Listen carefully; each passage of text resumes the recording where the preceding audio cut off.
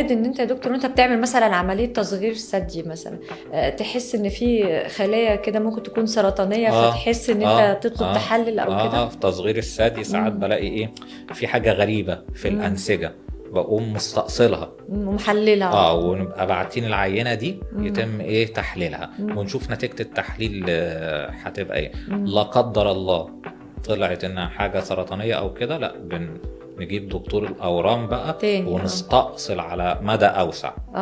تمام.